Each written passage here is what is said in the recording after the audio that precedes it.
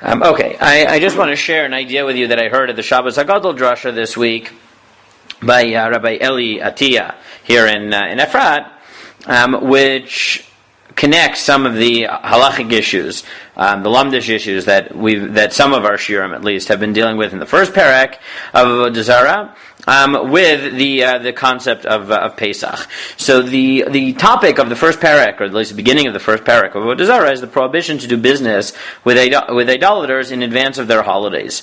And the Gemara offers two reasons for this prohibition. One is lifnei iver, that you can't facilitate sin, and there's the possibility or the certainty or strong possibility, whatever exactly the case may be, that depends on that sugya, that the whatever you sell to the non-Jew, let's say it's an animal, will be used for idolatry on the holiday. And therefore, since you can't facilitate the sins of others, so you can't sell objects that might be used for worship in the days leading up to the holiday.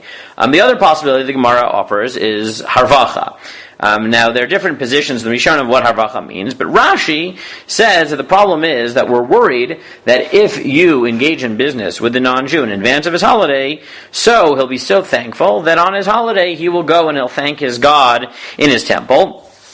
And that'll be prohibited because the Gemara in Sanhedrin says that not only are you not allowed to invoke the name of a god, you aren't allowed to cause others to invoke the names of an idolatrous god.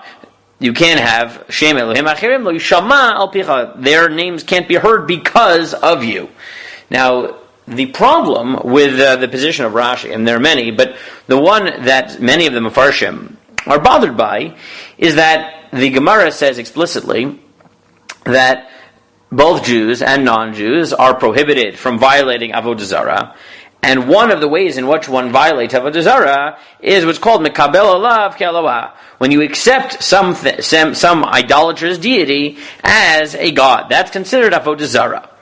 So the Mefarshim ask, how could it be that when one violates harvacha, according to Rashi, one is not also violating lifnei iver? If you are the proximate cause of the idolater going and thanking his God, so then, why is it that you're only violating V'shem Elohim Acherim Leisham Al Picha? You should be violating Lifnei Iver because you are the cause of them being Mikabel Eloah, of accepting a God, and therefore being Oved Avodah Zarah. And since non-Jews aren't allowed to be Oved Avodah Zarah, and Lifnei Iver, as the Gemara makes clear, is applicable whether you're causing a Jew or non-Jew to sin. So any case which is harvacha, according to Rashi, any case of Shem Elohim Acherim Lo Yisham Al Picha is also causing the non-Jew to worship Avodah Zarah by accepting his deity.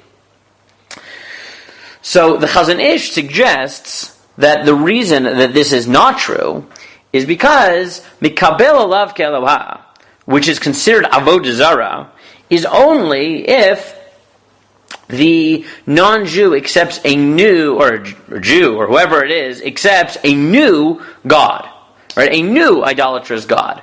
The act of initiating a relationship with a God, a false God in this case, is Avodah Zarah. However, after that initial time, once one is already an idolater, so if the idolater then goes and thanks his God, that's just a continuation of a relationship, and while it's not a good thing, it's not considered an act of Avodah Zarah, it's just considered thanking his deity. But when the Gemara says that Mekabel Alav Ke'Eloah, accepting a God, is a paradigmatic case of Avodah Zarah, that's only the initial forging of that relationship. Now, building on that, Rabbi Atiyah said that if that's the case, then we have a better understanding of what Pesach is. So how do we get back to Pesach? On Pesach, we entered into a relationship with God. We took God as our God. He took us as His people. And that, as the Psukim make clear. And as the Chazon Ish notes, the act of really accepting a God, he's talking about Avodah Zarah, but that act of accepting God is that initial relationship. Right after that, being Mekabel Ol Malchut Shamayim every day, let's say, is a continuation of the relationship. Right? We've established a relationship at Yetzias Mitzrayim. We've established a relationship at Har Sinai, and then every day we're obligated to remember that relationship, to fortify ourselves in that relationship. But there's no need to fundamentally renew it at its core, because we are already in relationship with God. We've already accepted Him. When we say Mikabel Malchut Shamayim every day, it's not a new God, right, or not a new relationship with God. It's just fortifying our pre-existing relationship. But Pesach, where the obligation is Chayav Adam Lir'od et Atzmo or Laharod et Atzmo Kilu Yatzam Mitzrayim, that it's not sufficient to view not just the leaving of Egypt as if it happened today, but part of leaving Mitzrayim, part of God taking us out of Mitzrayim, was that was the moment in which not just God was the God of the world, the true God, that was always true, but in the relational sense, where He became our God as a nation, and we became His people, and we forged a covenant.